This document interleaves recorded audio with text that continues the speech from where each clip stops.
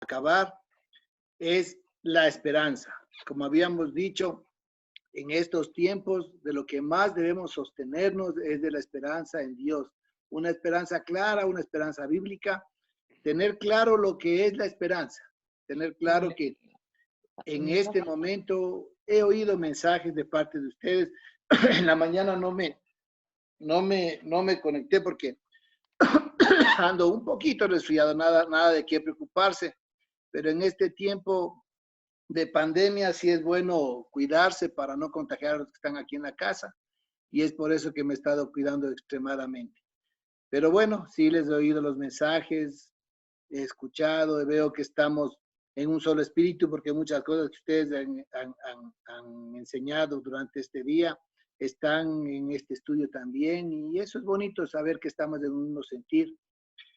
Sigo preocupado por lo que está pasando allá afuera. Yo creo que debemos ser cada vez más responsables de lo que hagamos, porque de nosotros depende, no depende ya de nadie para que esto se solucione, pero sobre todo dependemos nosotros de Dios.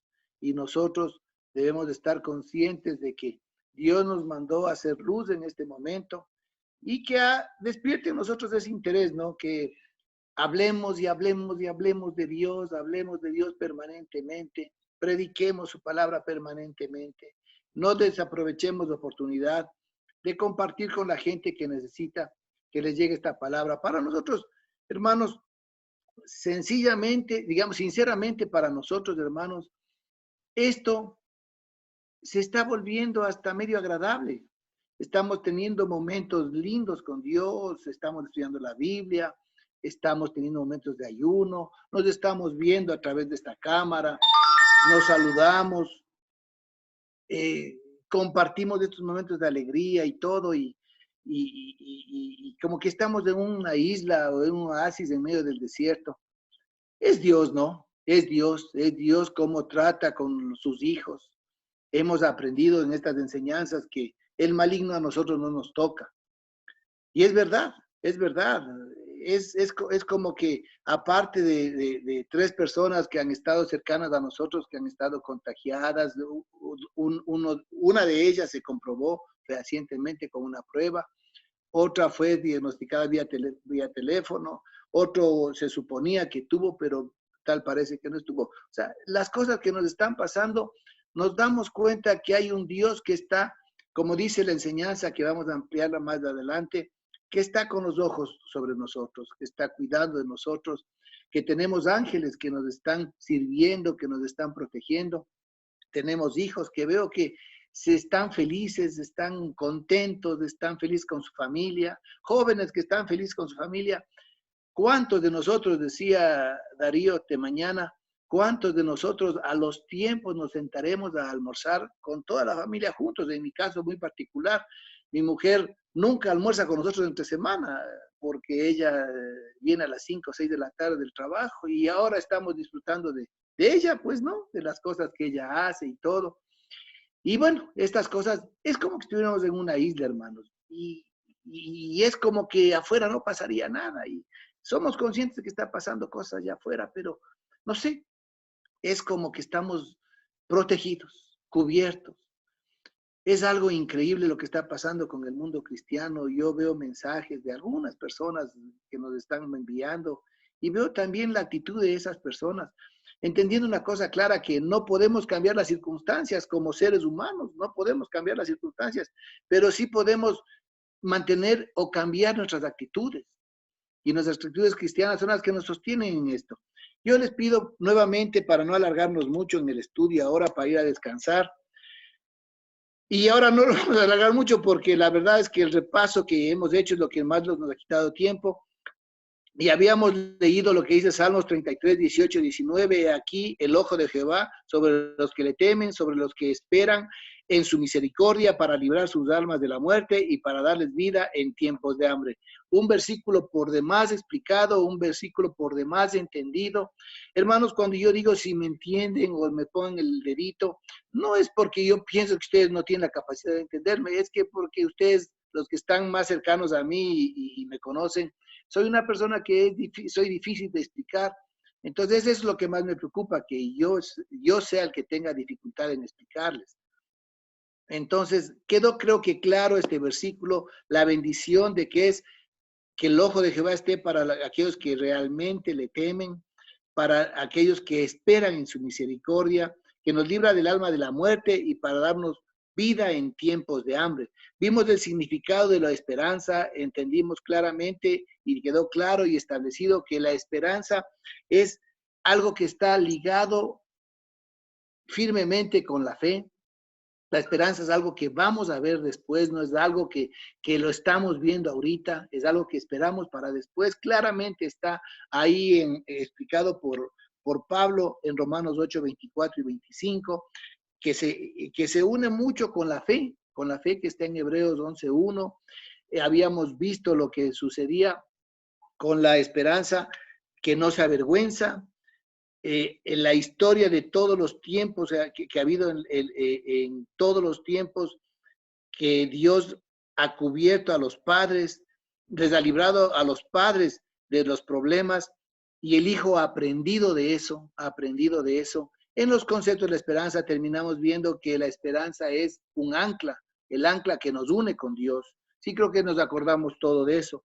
Luego de eso vimos que el fundamento de la esperanza eran tres fundamentos de la esperanza. Habíamos visto ya dos. El uno era que un fundamento de la esperanza era la naturaleza de Dios. Habíamos visto cuál es la naturaleza de Dios en Juan, primera de Juan, capítulo 4, versículo 8, donde habíamos visto que Dios es amor y la naturaleza de Dios es amarnos. Entonces, de ahí es lo que se fundamenta nuestra esperanza en Él. Y todo lo que Dios ha hecho en el pasado, habíamos aprendido ahí en Salmos 22,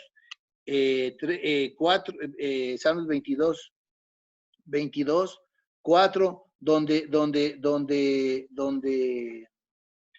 donde David, basado en lo que sus padres habían sido librados del mal, él tenía su esperanza en Dios.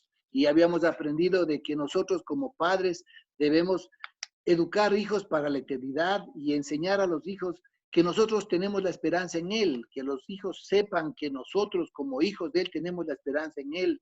Claramente hemos visto más adelante que nosotros estamos seguros en esa esperanza, en la esperanza de Dios. Tristemente al final habíamos visto lo que dice que hay personas que no tienen esperanza, no tienen esperanza. Y esto estaba en Efesios 12:2 y en Primera de Tesalonicenses 4:13, cuando dice que nosotros no seamos tristes, que no nos entristezcamos como aquellos que no tienen esperanza cuando un ser querido nuestro duerme, habla de morir. Entonces es triste de saber que hay gente que no tiene esperanza, pero nosotros sí tenemos esperanza, una esperanza fundamentada en Dios. Luego ayer desarrollamos el que nuestra esperanza también se fundamenta en el pacto que hay con Jesucristo, en el pacto que tenemos con Jesucristo. Y esto es lo que más me ha impactado a mí dentro del estudio, es lo que más me ha impactado, es lo que yo más me he llenado, una vez más, de entender la importancia que es para nosotros ser cristianos, ser cristianos, ser cristianos en un mundo donde no hay esperanza para nadie. Hace un rato me acaba de llamar un amigo y me cuenta cosas que están pasando y todo lo que está pasando. En la mañana hablé con otro amigo y me da una desesperación de ellos, el saber que sufren, que están tristes, que ven la vida con problemas. Y nosotros no, nosotros vemos, ¿por qué vemos eso? Porque somos cristianos, porque tenemos un Dios, porque tenemos un Jesús que hizo todo lo que aprendimos la semana, digamos, ayer, todo lo que aprendimos de ayer, todo lo que Él hizo, todo lo que Él hizo. Vamos a resumir esa partecita para que quede, como recordatorio nomás. Hoy va a ser una enseñanza bastante rápida y corta, porque ya los que estamos conectados ya hemos recibido esta enseñanza. Entonces, al entender que nuestra esperanza se fundamenta en Jesucristo, en el nuevo pacto de Jesucristo, todo lo que Jesús hizo, que vino a destruir las obras de Satanás, primero de Juan, capítulo 3, versículo 8, él vino a destruir las obras del diablo, vino a destruir las obras del diablo. Acuérdense lo que decía Juan 10:10, ¿a qué es lo que vino el diablo? Juan 10:10 dice claramente que él vino a robar, matar y destruir. Y Jesús dice, él dice que él vino a darnos vida y vida en abundancia. O sea, Jesús es lo contrario de lo que ha hecho, lo que ha hecho Satanás, lo que ha hecho el diablo en esta tierra. Más adelante vimos que quién es el Dios de este siglo, lo vimos en 2 Corintios 4:4, en Gálatas 1:4, en Hebreos 2:14, en 1 de Juan 5:19, vimos que este mundo está en manos del maligno.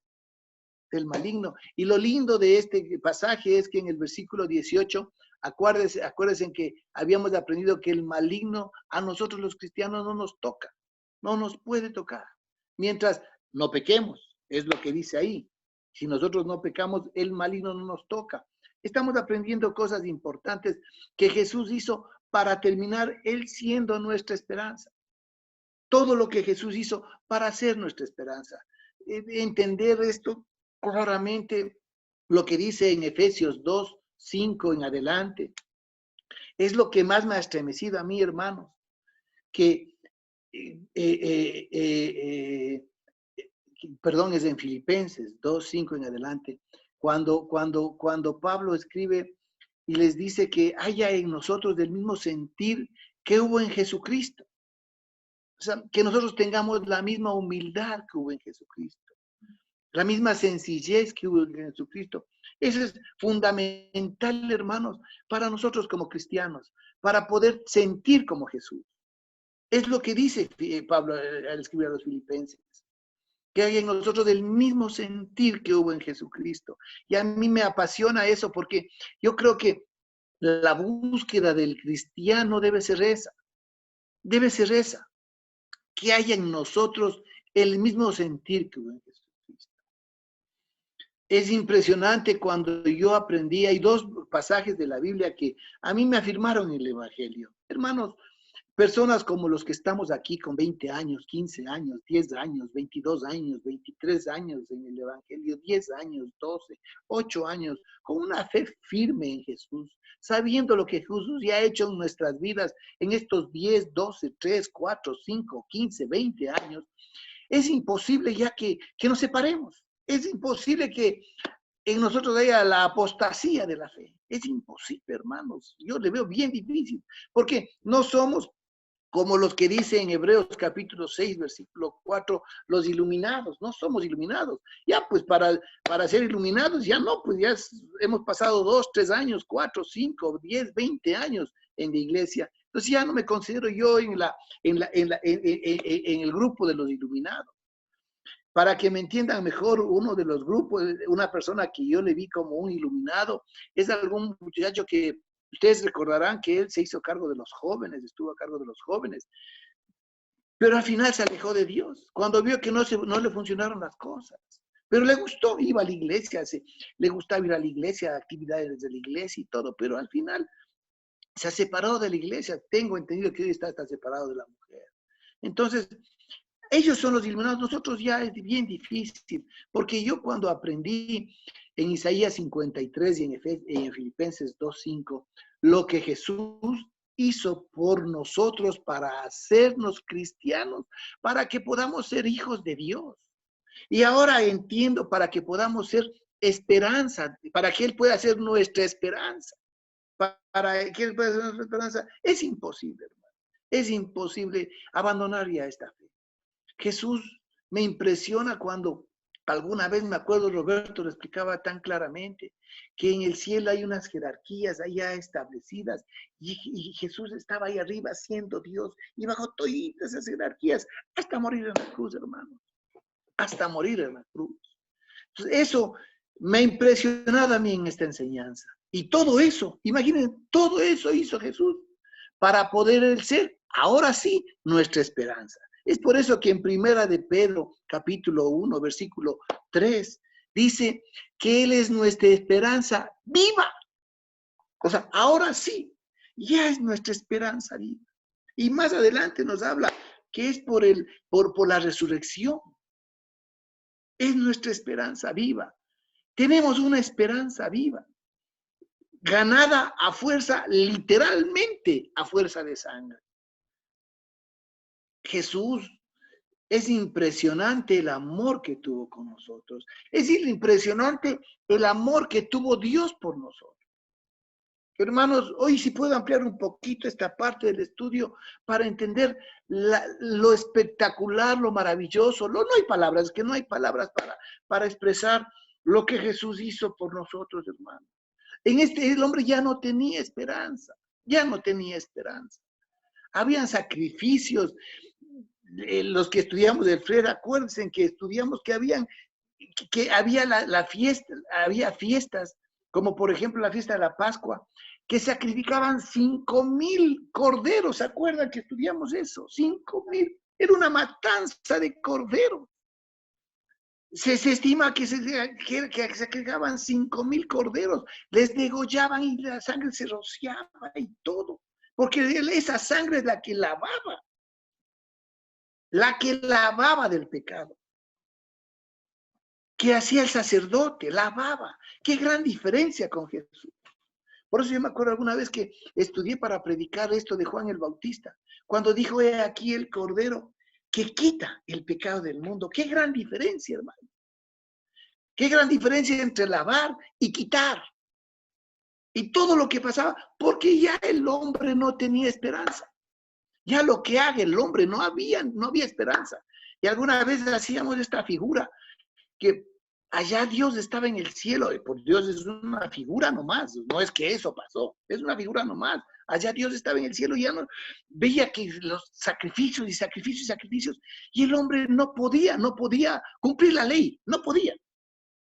Y necesitó de la gracia, de enviar la gracia. ¿Y cómo iba a enviar la gracia? Con Jesús. Con Jesús envió la gracia. Hoy vivimos bajo la gracia de Jesús. Porque el hombre no podía. Pablo lo enseña claramente en Romanos 7:8. Que era imposible para el hombre vivir. Que la ley lo único que le servía al hombre era para saber exactamente qué era lo que era lo que era o no era pecado. Es lo que servía la ley. Para poder, perdón. Sí, no.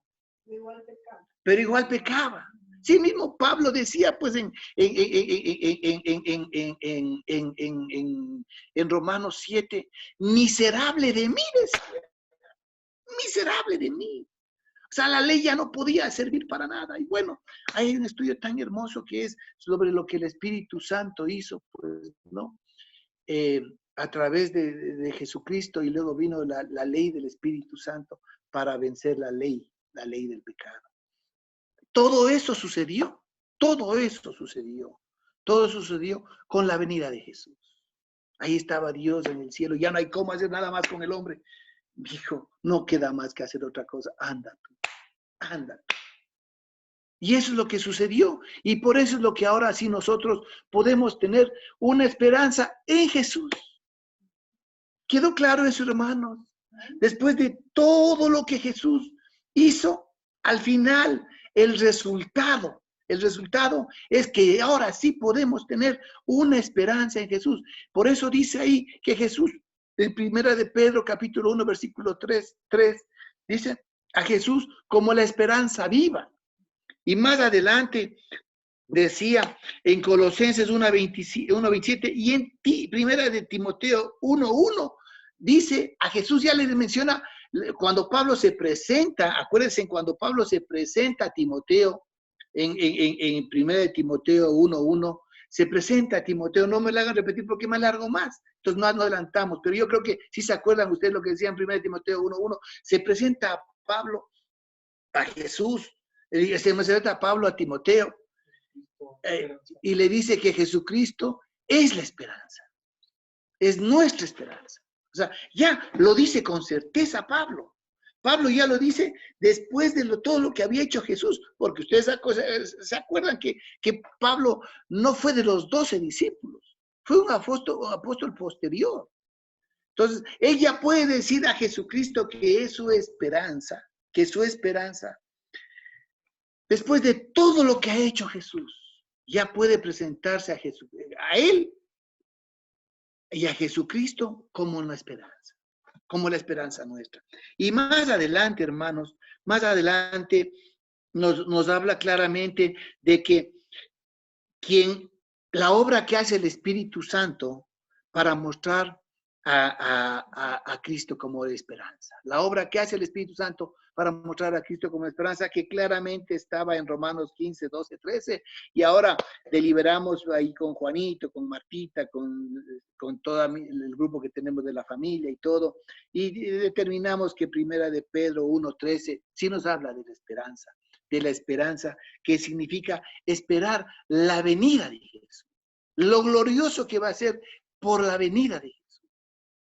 El Espíritu Santo interviene en el cristiano para mostrarnos eso.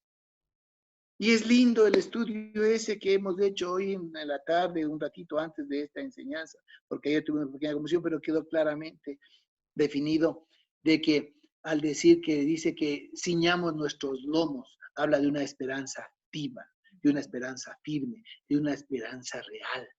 Bueno, ese es un repaso que hemos hecho lo más rápido posible y ahora sí creo que pudimos hacer un repaso en el tiempo que teníamos previsto. Ya no nos pudimos extender. Y ahora sí, hermanos, vamos al tercer fundamento de la esperanza. Hermanos, el único interés que tenemos como iglesia, el único interés que tenemos como iglesia, el único interés que debemos tener como iglesia, perdone la expresión maldicha, el único interés que tenemos que tener como iglesia es estar claros de lo que es nuestra esperanza. ¿En quién está nuestra esperanza? Afirmar nuestra esperanza en Él.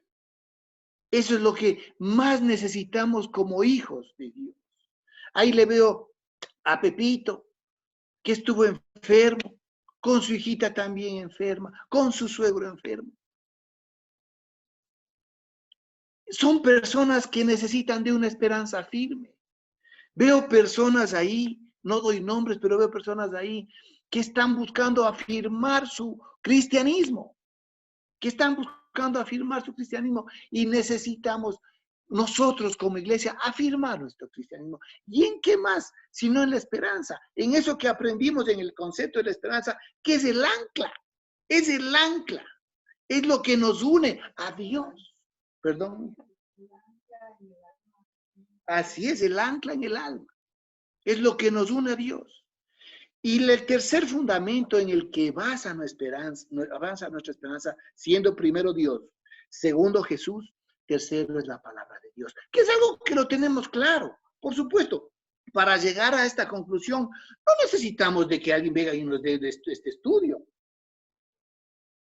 Porque en nuestro caminar cristiano, eso ha sido mostrado. Lo que estamos haciendo en este momento no es enseñándoles que esos tres fundamentos son nuestra esperanza. ¿Está claro eso, hermanos? No es que estamos enseñándoles recién, oh Dios mío, a los 20 años estamos aprendiendo, a los 16 años, que nuestra esperanza tiene que fundamentarse en Dios, en Jesucristo y ahora en la palabra. No, pues, eso ya lo sabemos. Eso, lo que estamos haciendo es entendiendo por qué es eso. ¿Sí está claro eso? Estamos entendiendo por qué Dios es nuestra esperanza, por qué Jesucristo se hizo nuestra esperanza. Él se hizo nuestra esperanza, porque Él dijo que se entregó, que se hizo a sí mismo carne y sangre, a sí mismo se hizo carne y sangre. Acuérdense que estudiamos eso. O sea, Él se hizo nuestra esperanza. Tuvo que venir aquí a la tierra para que nosotros podamos esperar en Él. Es que eso es maravilloso, hermano. O sea, no es que, bichito, recién estamos aprendiendo que Dios es nuestra esperanza, que Jesús, no, eso ya lo sabíamos, sino que ahora tenemos claro por qué Jesús es nuestra esperanza. ¿Sí está claro eso, hermano? ¿Por qué Jesús es nuestra esperanza? Porque Él se hizo nuestra esperanza. ¿Qué le costó a Él para hacer nuestra esperanza? ¿Qué tuvo que hacer Él para hacer nuestra esperanza? Y ahora vamos a ver por qué no es que vamos a aprender que la palabra de Dios es la que es el fundamento para nuestra esperanza, ¿no es cierto, Pancho? No es que vamos a aprender recién eso, porque eso ya lo sabías. Sino que vamos a aprender por qué la palabra de Dios es el fundamento para nuestra esperanza. Sí está claro, ¿no es cierto? Empezamos, hermanos. Yo había terminado el día de ayer la reunión, la enseñanza, y ya haciendo una introducción a esto, porque es algo que aprendí y me gustó mucho, hermanos. La palabra de Dios no es informativa. La palabra de Dios es formativa. Todos los estudios que tú hagas de la palabra de Dios es para formarte como cristiano, para hacerte mejor hombre, para hacerte mejor cristiano, para hacerte mejor padre. Alguna vez me acuerdo, Martita, te acordarás que tú me preguntaste en una enseñanza que tú estabas dando el FLED y preguntaste, perdón, ¿qué es la Biblia para ustedes? ¿Qué es la palabra de Dios? Y es algo que yo he tenido claro toda mi vida, hermano. La Biblia para mí, la palabra de Dios, es para mí todo. Lo que me ha enseñado a ser un buen esposo, un buen padre, en la medida de mis posibilidades humanas. No es que digo el padre perfecto ni el esposo perfecto, no, no soy. Pero me enseña a ser, cómo tengo que ser un buen padre, cómo que tengo que ser un buen esposo, cómo que tengo que hacer bien los negocios, cómo que tengo que ser un buen cristiano, cómo tengo que ser un buen hermano. Eso es la palabra de Dios. O sea, es lo que me ha formado. Es por eso, hermanos, que los cristianos, no sé si ustedes se dan cuenta, para los cristianos es difícil, los cristianos que ya estamos convencidos y comprometidos y asentados en la iglesia, en el cristianismo, es difícil que caigamos en pecado. No digo que es imposible, es difícil. Porque ya hemos sido alimentados con la palabra. Hemos sido alimentados permanentemente con la palabra. Nuestro entendimiento ya está claro en eso. Y para eso es lo que sirve la palabra de Dios, para formarnos, no para informarnos. Por eso, no sé si se dieron cuenta ustedes ahora con las 5 o 6 personas que empezamos a describir lo que hablaba del Espíritu Santo respecto a revelarnos que Jesucristo es nuestra esperanza. El estudiar, estábamos no solamente informándonos, estábamos formándonos, estábamos entendiendo claramente que debemos sentarnos bien. O sea, es lo que decía pues en Primera de Pedro 1:13, sentarnos bien, amarrarnos como nos enseñaba, aprendimos con la negrita, amarrarnos con ese cinto bien y estar bien firmes, bien sobrios. Eso es práctico. Eso es formativo. Eso es lo que se trata la palabra de Dios. Y hermanos, yo siempre he conversado con todas las personas que he estado trabajando en la obra de Dios y yo siempre he sido bien celoso de la palabra de Dios. Bien celoso de lo que predicamos, de lo que enseñamos. Roberto siempre ha inculcado eso en nosotros. Hoy yo leí a Juanito que me alegra mucho que tengan una claridad al respecto de las enseñanzas que hemos recibido durante ya tantos y tantos años, a través de la enseñanza de la palabra de Dios. Por eso, quiero que ustedes vayan a lo que dice 2 de Timoteo 3:16 y 2 de Pedro, 1:19, 1:19 al 21. Esto de 3:16 es bien interesante, ¿no? Porque un montón de versículos 3:16 son bien bonitos, un montón de versículos. ¿Segunda de Pedro? No, segunda de Timoteo. ¿Sigue Pedro? Ah, no. Segunda de Timoteo 3:16. Y la otra es igual. Segunda de Pedro. No, segunda de Pedro 1:19 al 21. A ver. Primero, alguien busque 2 de Timoteo 3:16 y otro 2 de Pedro 1:19 al 21. Versículos, hermanos, que debemos nosotros aprendernos de memoria. Es algo que tenemos que saber claro. ¿Dónde dice, pues, la base de nuestra fe cristiana? A ver, vamos a participar ahora que estamos con gente ahí. Saca la fotito, Dani, de ahí pon tu carita, mija, porque estás muy guapa ahí, mija. Para que nos puedas leer lo que nos dice. Y léenos, por favor, mija, segunda de Timoteo 3:16. A ver, ¿dónde? Creo que está mala la señal desde allá. Segunda de Timoteo 3:16. Se conectó de otro lado, ya te leo si quieres. Entonces lee tú, Juanito, bichito. Ok, dice así, toda la escritura es inspirada por Dios y útil para enseñar, para redarguir, para corregir, para instruir en justicia. Toda la escritura es inspirada por Dios.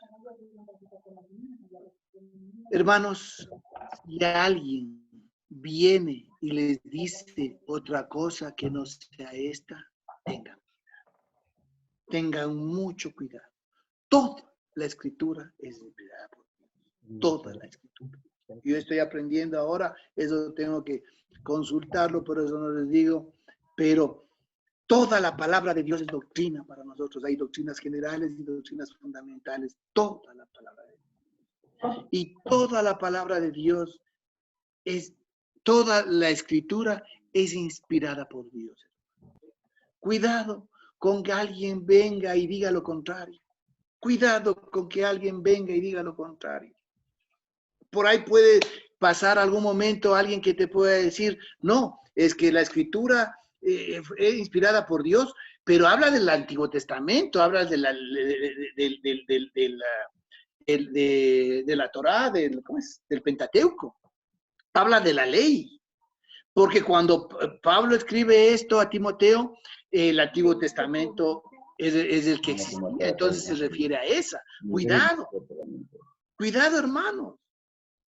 Porque bajo ese concepto, entonces lo que dice segunda de Timoteo, digamos segunda de Pedro 1, 19 y 21, también aplicaría, pues. Porque también Pedro escribe cuando no existía el Nuevo Testamento. ¿Y qué dice primera de Pedro, segunda de Pedro 2, 19 al 21? ¿Qué dice? 1, 19, 21 o 2, sí, 1, tenemos 19, también, con los segunda de Pedro 1, 19 al 21. Sí. ¿Qué nos dice? también. Tenemos también la palabra profética más segura, a la cual hacéis bien en estar atentos como a una antorcha que alumbra en lugar oscuro, hasta que el día esclarezca y el lucero de la mañana salga en vuestros corazones. Entendiendo primero esto, que ninguna profecía de la Escritura es de interpretación privada. ¿Sí leíste esto, Juanito? ¿Sí le leíste clarito? Ninguna escritura, ninguna profecía de la Escritura es de interpretación privada. Y más adelante dice, porque nunca la profecía fue traída por voluntad humana, sino que los santos hombres de Dios hablaron siendo inspirados por el Espíritu Santo. Qué brutal, ¿no?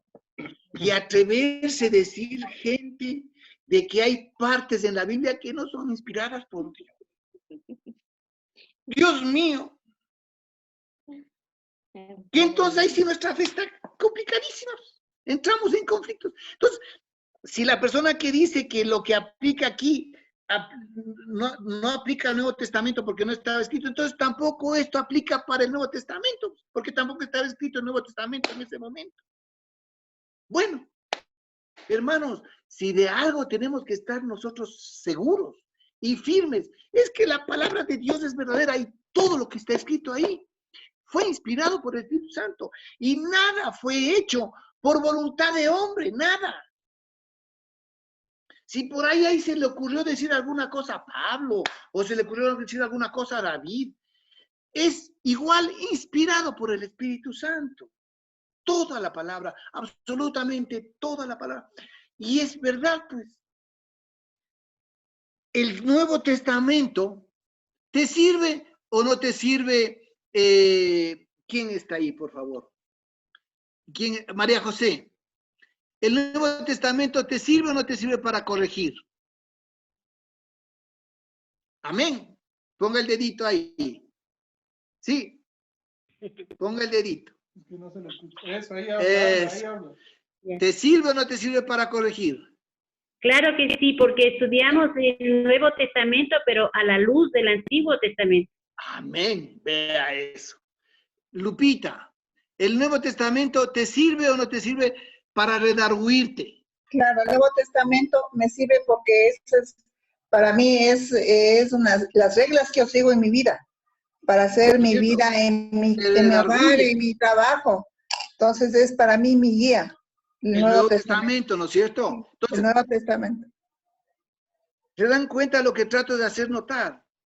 Que si el Nuevo Testamento no estaba escrito cuando escribió Pablo y solo aplicaba que era inspirada para el Espíritu Santo lo del Antiguo Testamento, entonces tampoco el Nuevo Testamento nos sirve para redarguirnos, para corregirnos pues, en justicia, ¿sí o no? Entonces, toda la Biblia es inspirada por Dios. Toda la Biblia es inspirada por Dios. Toda la Biblia fue el Espíritu Santo el que intervino para que se escriban cosas maravillosas, hermano. ¿De dónde acá el escritor a los hebreos supo tanto de Melquisedec? Si la única relación lo único que se menciona en el Antiguo Testamento de Melquisedec es en la conversación que tuvo Abraham respecto al diezmo con Melquisedec. Y si ustedes ven todo lo que habla de Melquisedec, que dice que Jesús es el Melquisedec, el sumo sacerdote hoy día. Eso fue inspirado por el Espíritu Santo. Fue inspirado por el Espíritu Santo. Hay una inspiración divina para cada cosa que se escribe. Cuando Pablo dice ahí, me parece que es en el Salmo 125, que la confianza de Dios es la que te hace como el monte de Sión. Me encanta a mí el salmista cuando escribe y describe todo lo que describe. No sé si se dan cuenta el salmista, o sea, David, las partes que David escribe figurativamente lo que él veía en ese momento. Por eso es que David escribe el Salmo 23. Y habla de que Jehová es su pastor y todo lo que dice es lo que él vivía y él lo interpretaba o lo escribía inspirado por el Espíritu Santo para hacernos entender que Jehová es su pastor. Cuando se escribe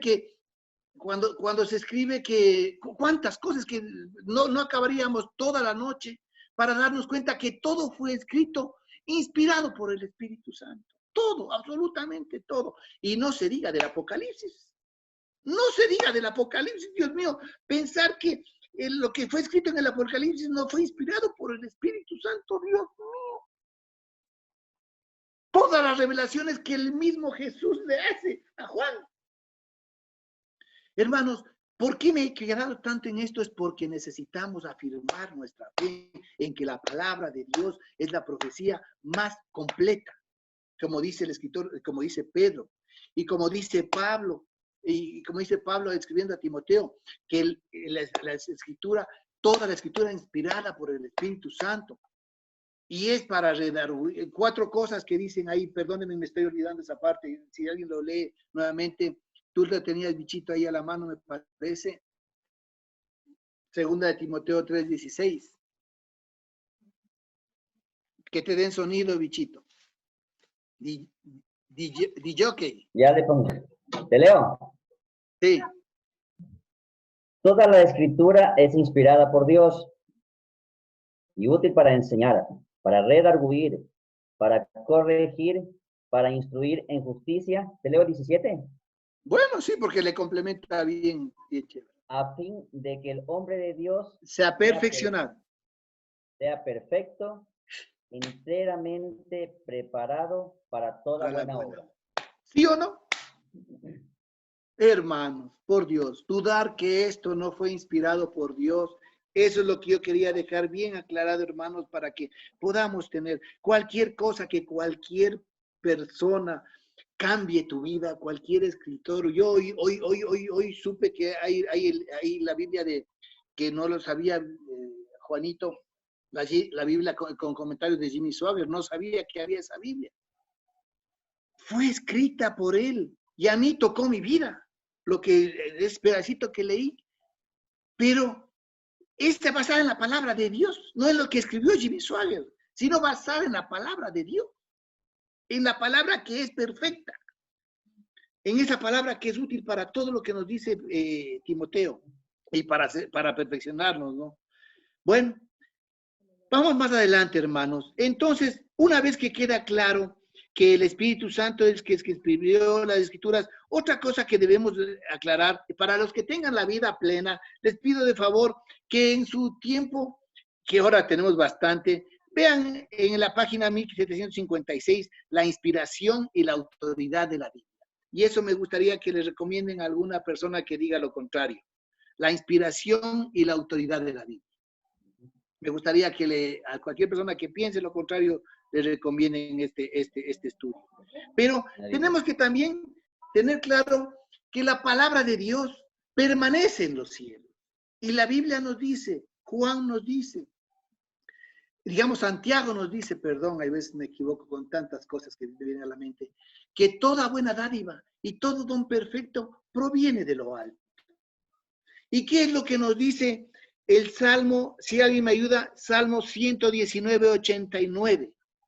Salmo 119, 89. Esto tiene que quedar claro para seguir con el estudio de por qué la palabra de Dios es fundamento. Hermano, ya me voy a alargar. Alguien solo hace la manito y lea. Salmos 119, 89. Para siempre, oh Jehová, permanece tu palabra en los cielos. Para siempre permanece tu palabra en los cielos. Hermanos, la palabra de Dios está arriba, permanentemente en los cielos. Y en los cielos, por Dios, todo entra puro, ¿no? Nada entra impuro. Una vez que entendemos claramente que la palabra proviene de los cielos, ahora sí podemos entender por qué la palabra de Dios, ¿está claro eso, hermanos? Una vez que entendemos que la palabra de Dios está en los cielos permanentemente, ahora podemos entender por qué la palabra de Dios es para nosotros, es la esperanza. ¿Por qué se puede poner la esperanza en esa palabra? Porque está en los cielos. Vamos a leer un montón de versículos bíblicos que nos habla de que la Escritura es nuestra esperanza. Un montón de versículos bíblicos. Y vamos a ver ahí, verás, le tengo a Juanito. Juanito, Salmo 119, 49. Y quisiera que reflexiones al respecto de ese versículo que es tan bonito. Darío, léelo tú porque tú mencionaste este versículo en tu predicación. Salmos 119, 74. Andresito, Salmos 119, 81. Lupita, Salmo 119, 114. Gaby Delgado, ¿estás Gaby Delgado atenta? ¿Sí me escuchas? El 147. Salmos 119, 147. Alguien ayúdeme buscando, en este caso sería el Jairito, Salmos 135. Celsin, Hechos 26, 6. Y la Magali Oliva, o Daniela Ortiz, Romanos 15, 4. Está claro, ¿no es cierto? Todos los que les tocó ese versículo. Es para avanzar rápido, hermanos. Y para entender, se dan cuenta todo lo que dice la Biblia respecto a la Escritura, que es nuestra esperanza. Nos menciona que la Escritura es nuestra esperanza. Y es verdad, pues no, esto, verán, como les dije en el principio de la enseñanza, no es que estamos aprendiendo hoy recién que la palabra de Dios es el fundamento de la esperanza. No. Estamos aprendiendo ahora por qué es la palabra de Dios el fundamento de nuestra esperanza. A ver, Juanito, por favor. DJ. Amén. Salmo 119, 49. Acuérdate de la palabra dada a tu siervo, en la cual me has hecho esperar. Acuérdate de la palabra dada a tu siervo, en la cual me has hecho esperar. Hay una promesa, ¿no, Juanito? Amén. 74, Darío. ¿Cuál era? Los que te temen me verán y se alegrarán, porque en tu palabra he esperado. Los que te temen, Me verán y se alegrarán, porque en tu palabra he esperado. qué lindo, ¿no? Qué lindo, Darío, ¿qué te parece? Hermoso. Hermoso, ¿no? Los que te temen, repítelo, Darío. Me verán y se alegrarán, porque en tu palabra he esperado. El 81.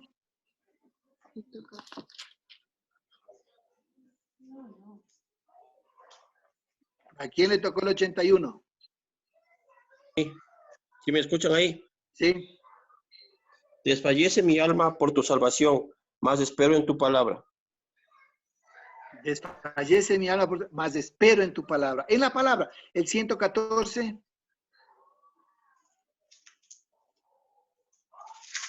Lupita, ponte vos, Lupita. Ya, ahí. Sí. Mi escondedero y mi escudo eres tú. En tu palabra he esperado. Ese era para ti, Esperanza. Darío, porque tú hablaste del escudo, ¿te acuerdas, Darío, hoy en la mañana? Repite, Lupita, por favor. Mi escondedero y mi escudo eres tú. En tu palabra he esperado. ¿Qué tal? Mi escondedero. O sea, donde me refugio, Mi donde me refugio, escondo. mi refugio.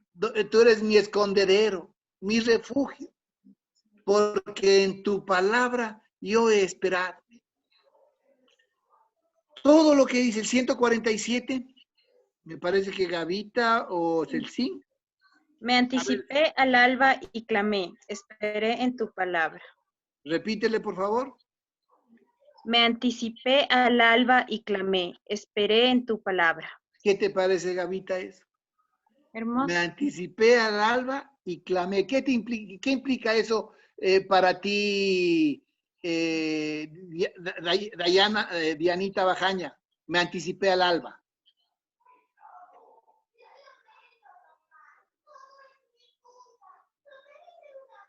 Dianita Bajaña.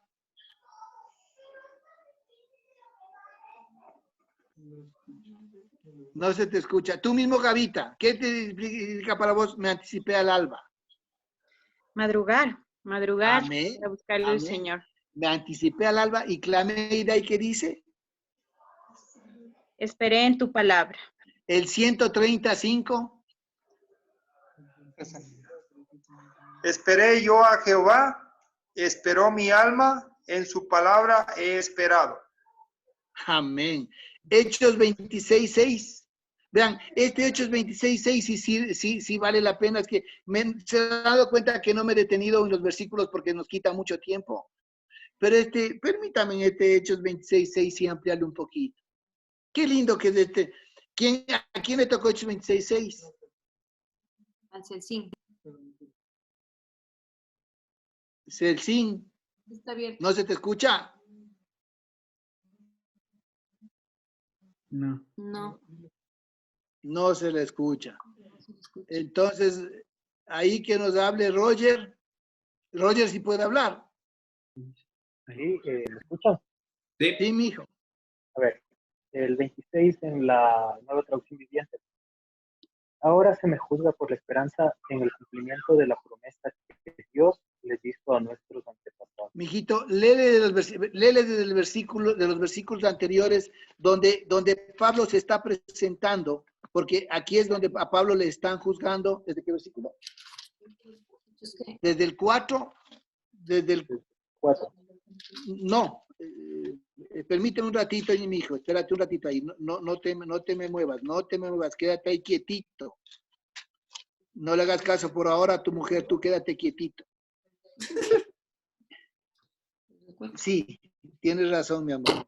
Desde el 4, léele por favor hasta el último versículo, hasta el 8, donde habla vida anterior de Pablo. Y vean qué hermoso, cómo quisiera yo algún día ser juzgado por esta esperanza, hermano. Ahí Pablo les hace léele tú, mijito, para que no es necesario, léele tú. Roger. Vale.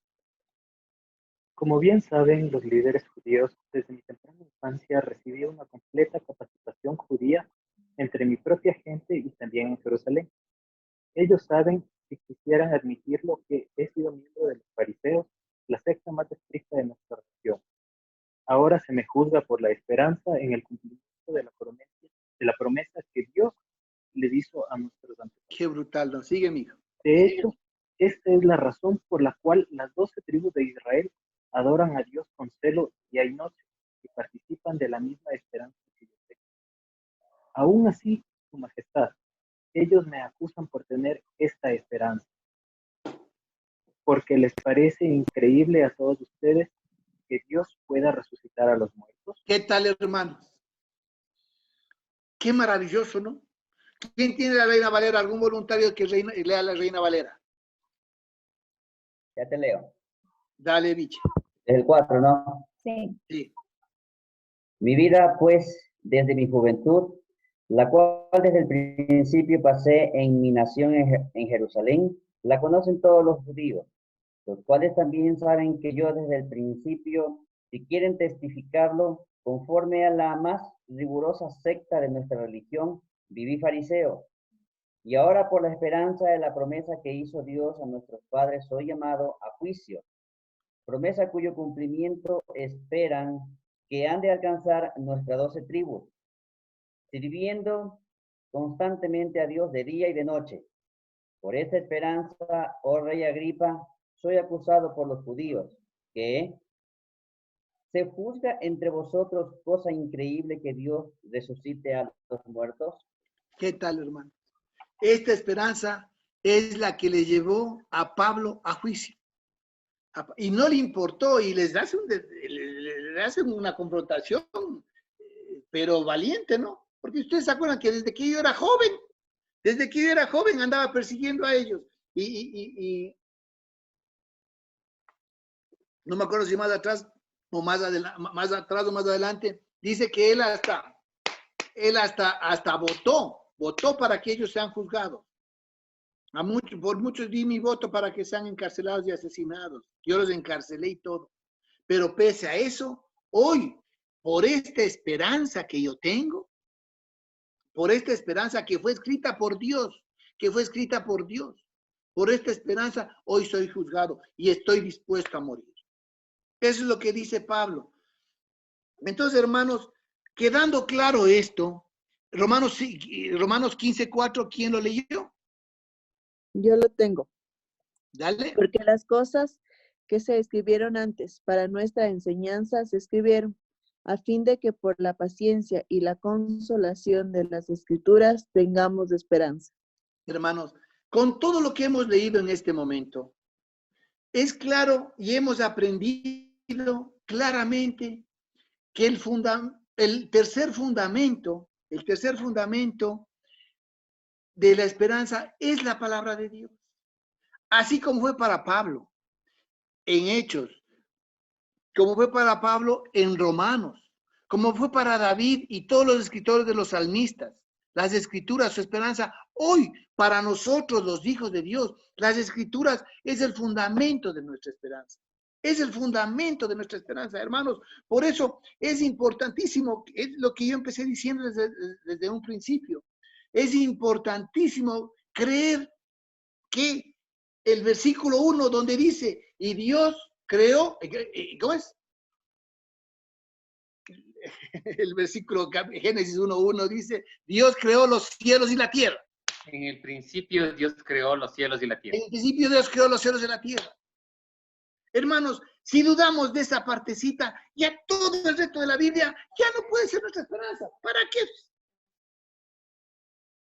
Si no crees en eso, que Dios tiene la capacidad, la omnipotencia, la omnipotencia, es todopoderoso para que Él cree los cielos y la tierra, y tienes duda de eso, ya el resto de la Biblia ya se convierte en algo que desesperante para nosotros, ya no es esperanza.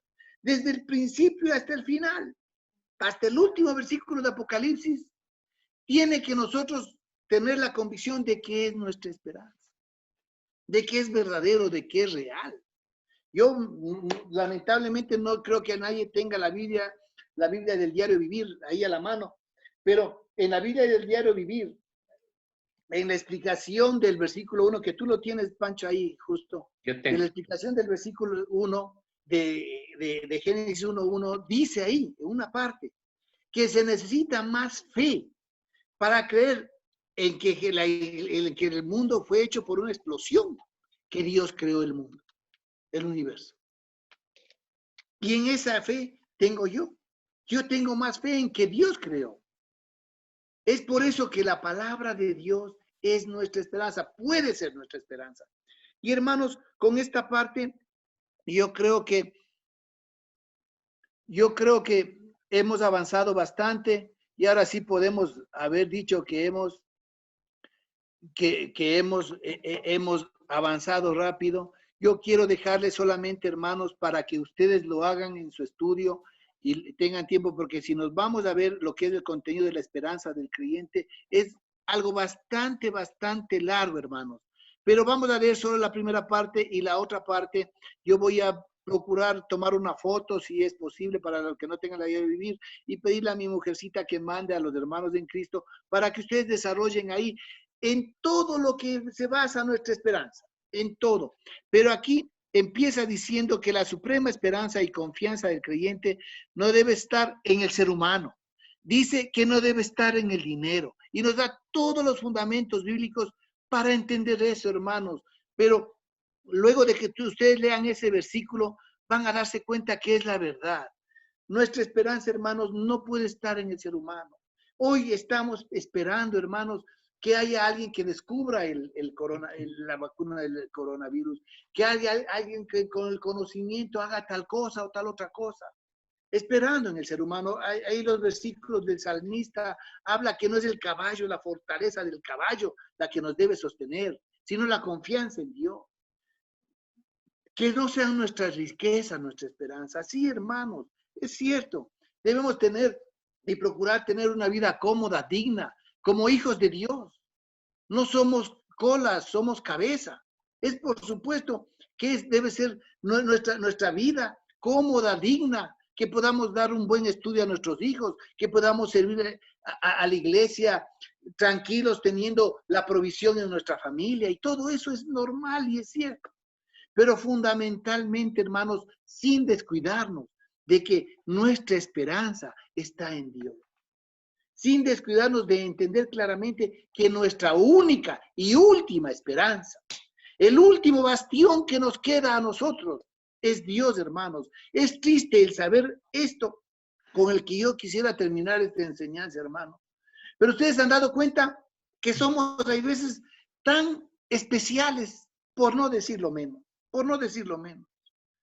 que a Dios, cuando ya estamos angustiados y desesperados y vemos que no hay salida, alzamos los ojos al cielo. Y ahí sí empezamos a orar y clamar a Dios y le pedimos a Dios cosas que nos solucionen, que ya no podemos solucionar. Ahí es cuando Dios se hace nuestra esperanza. Y ahí clamamos y decimos, Señor, te ruego por Dios que esto no suceda, que por Dios haga justicia conmigo, es que estoy desesperado, estoy angustiado. Y en cosas chiquitas y sencillas de nuestra cotidianidad, de nuestro diario vivir, no nos acercamos a Dios. O sea, somos tan especiales, entiéndame bien, especiales entre comillas, ¿no? Que las cosas bien difíciles esperamos que se compliquen para ver en Dios o en Jesús como nuestra esperanza. Y las cosas chiquitas creemos que Dios no puede darnos solución o no nos puede dar guía. Al contrario, ¿qué es lo que quiero terminar diciendo, hermanos? Nuestra esperanza debe ser en Dios, en Jesús, en su palabra, un constante en nuestras vidas, diario, como Gavita leyó. Antes que el alba aparezca, yo clamé a Dios y me di cuenta que ahí estaba mi esperanza. Todos los días de nuestra vida tiene que ser algo permanente en nosotros. Hoy que tenemos clara nuestra esperanza, tiene que ser nuestra forma de vivir. Y ahí, hermanos, yo les dejo como lección para las 6 cosas que es el contenido de la esperanza del creyente. El primero, hay una esperanza en la gracia y la liberación de Dios de los sufrimientos. Hay una esperanza, hermanos. Hay una esperanza de que llegará el tiempo en que finalmente terminarán los sufrimientos en esta tierra. Hay una esperanza de la consumación de la salvación. Acuérdense que les he dicho que lean la salvación, y aquí en la vida de vivir hay los términos bíblicos de la salvación. Hay una esperanza de una residencia en el cielo nuevo. 5. Hay la bendita esperanza de la manifestación gloriosa del gran Dios y Salvador Jesucristo, lo que habíamos visto en 1 de Pedro 1:13. Y hay una esperanza de recibir una corona de justicia. El último versículo que quiero dejarles al final de esta enseñanza, hermanos, está en 1 de Pedro 3:15. 1 de Pedro 3:15, donde nos habla de que seamos defensores. Defensores. La famosa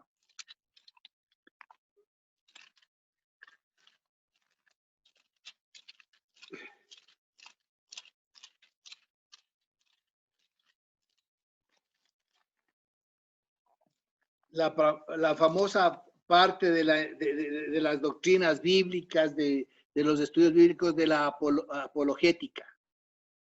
1 de Pedro 3:15. Pero claro, si lo leen desde antes, es mejor entenderlo. Pero yo voy a leerlo desde antes, por favor. Tengo esa costumbre, me parece que es una buena costumbre. Pero vamos a centrar en lo que dice el 15. ¿Y quién es aquel que os podrá hacer daño si vosotros seguid el bien? Qué linda esta parte, ¿no? ¿Y quién es aquel que os podrá hacer daño si vosotros seguid el bien? Mas también, si alguna cosa padecéis por causa de la justicia, bienaventurados sois.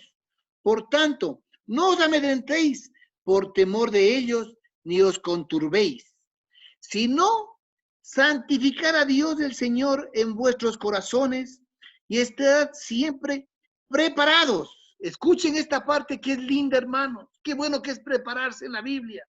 Espero que haya despertado esto en ustedes una desesperación, un ansia de aprender la Biblia, de estudiar la Biblia. Y para aquellos hermanos que están enseñando teología, no se conformen con eso, porque eso puede ser más informativo que formativo. Sino estudiar la Biblia, lo que la Biblia te dice para ti. Y si no, estar siempre preparados para presentar defensa con mansedumbre y reverencia ante todo el que os demande razón de la esperanza que hay en vosotros. Debemos defender esta esperanza, hermano. Debemos ser unos defensores de esta esperanza. Debemos estar preparados, permanentemente estar preparados para presentar defensa con mansedumbre, y con reverencia ante todo el que os demande razón de la esperanza que hay en vosotros. Y bueno, y más adelante habla de los malhechores y de los que tratan de avergonzarnos. Eso es, hermanos, lo que hemos querido enseñarles respecto a la esperanza. Espero que haya quedado claro. Sé que ahora ya no me extendí mucho, un poquito menos de lo de ayer, pero espero que haya quedado claro. Dios les bendiga, hermanos, y si Juanito tienes que decir algo, estás en tu tiempo, Juanito. Y despídanos en oración, por supuesto, ¿no? Amén, gloria a Dios. No solamente dar las gracias por esa linda palabra, por tener bien claro que tenemos nuestra esperanza bien centrada, bien fundada, y que, como siempre hemos aprendido de nuestro pastor Roberto, que la palabra de Dios no tiene variación de duda. O sea, absolutamente no podemos dudar ni un milímetro de todo lo que la palabra tiene y que es total y completamente inspirada por Dios. Qué bueno, Paquito, qué linda palabra. Te agradezco por compartirnos de esto y enseñarnos sobre la esperanza que debemos tener en nuestro Señor Jesús. Amén. Y bendiciones a todos los hermanos. Sigamos fuertes, sigamos juntos, unidos esto va a pasar. Esto va a pasar. En cualquier momento tendremos ya la certificación de que podemos ya salir y que nuestra vida va a continuar nuevamente con la ayuda de nuestro Señor y Dios. Amén. Bendiciones a todos. Quisiera orar para despedirnos y de aquí nos estaríamos viendo el día de mañana. Gracias, mi Señor, te damos por todo lo que hemos recibido hoy, Señor, que esta palabra que hemos recibido, Señor, sea maná del cielo que alimente nuestra vida, nuestro espíritu, nuestra mente, y que podamos tenerla guardada en nuestros corazones, Señor. Que podamos ser fieles defensores de tu palabra, mi Dios, en todo momento y en todo lugar. Gracias, Papito Bueno, por la vida de cada uno de mis hermanos, por los que han podido asistir. Gracias también por aquellos que no han podido asistir. Te doy las gracias, Padre, porque los estás cuidando, los estás protegiendo, Señor, y estamos saliendo adelante, Padre bueno. Sé que vamos, con tu ayuda, a salir adelante, mi buen Dios. Bendice a todos mis hermanos, que estos días podamos estar meditando en la palabra, que podamos estar orando en la palabra del Señor y que tenemos la confianza y la seguridad de que tú tendrás misericordia de todos nosotros, mi buen Padre. En el nombre de Jesús, amén, amén. Mañana los jóvenes nos vemos a las 4. Chao, Danielito. Andresito, te invitamos a los jóvenes mañana, verás. ¿A qué horas? A las 4. De 1. Ahí te esperamos. Pero jóvenes, dijiste. Habla serio, biche.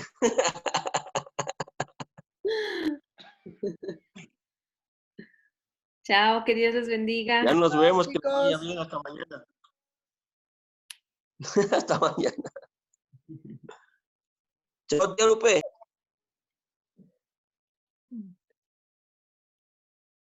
No puedo salir. Ahí sí. No me oyó. Ahí ya te oí. Chao, Andresita, salúdale a la Pili. Abrazos, chao. Ya, chao, Lupina, que te vaya bien, ya le digo, gracias. Gracias, mi amor, un abrazo. Chao, Negrita. Abrazos a los niños. Te extraño. Yo también, mi amor. Chao, mi Lupita. Chao. Voy a despedirte rápido. Ahí está, ahí está. Chao, dile, pero. Chao, chao. Nos vemos. Chao, Pilita. Ahí salió del sarcófago. Mal. Está linda. Chao, chao, chao. Chao, Patino. Chao, Lunina. Chao, mija. Chao, chao. Chao. Vamos. Ya.